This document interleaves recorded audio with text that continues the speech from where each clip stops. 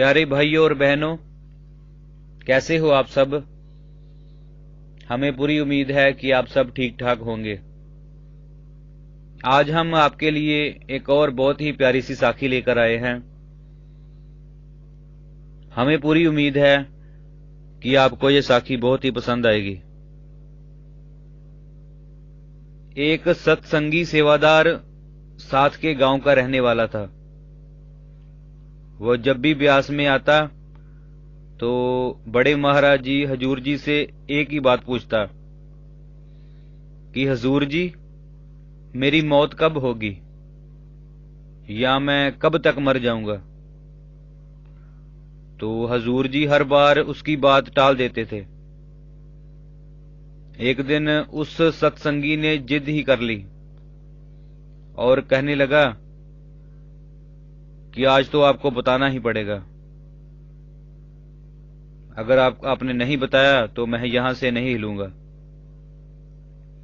तो हजूर जी कहते हैं कि अगर तूने नहीं मानना तो चल, अच्छा मैं तुझे बता ही देता हूं। हजूर जी थोड़ी देर चुप हुए और कहने लगे, भाई तू कल मर जाएगा। ये सुन के उस सत्संगी के पैरों तले जमीन ही निकल गई। वो उसी वक्त चुपचाप हो गया। उसे मरने का डर लग रहा था। अगर किसी भी सत्संगी ने खूब भजन स्मरण किया हो तो मौत के नाम से नहीं डरता है और ना ही मौत से। और उसने सेवा खूब की थी पर भजन सिमरन नहीं किया था। उसके मन में यही सवाल था कि पूरी उम्र गुजर गई और भजन सिमरन तो हुआ नहीं और अंदर से भी कुछ देखा नहीं। वो सत्संगी अपने मन में यही सोचता है कि आधा दिन और एक रात है, कल तो मौत हो जानी है मेरी।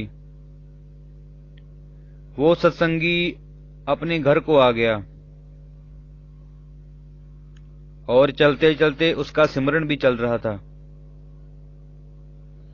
वो अपने इस सिमरन में एक मिनट का गैप भी नहीं डालना चाहता था।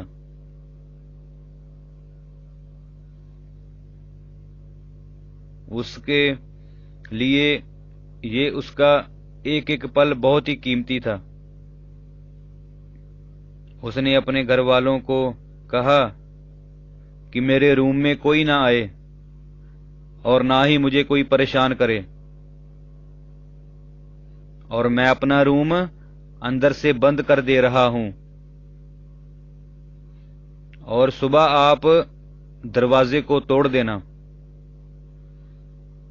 इतना कहते हुए वो सत्संगी रूम के अंदर चला गया। वो पूरी रात भजन सिमरन करता रहा और उस सत्संगी का हजूर जी की दया से 10वां द्वार खुल गया। और जब सुबह हुई तो वो सत्संगी क्या कहता है कि मैं तो मरा ही नहीं।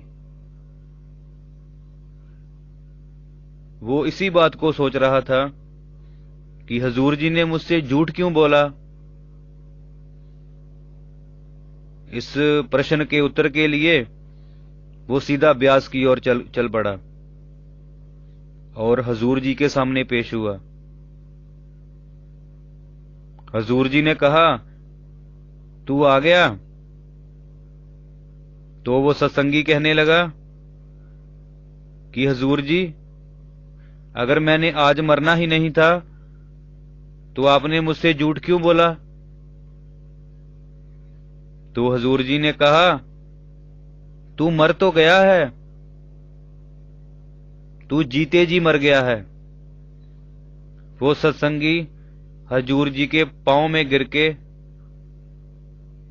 और यही कहता है कि हे मेरे सच्चे पातशाह, मुझे माफ कर दो, और जोर जोर से रोने लगा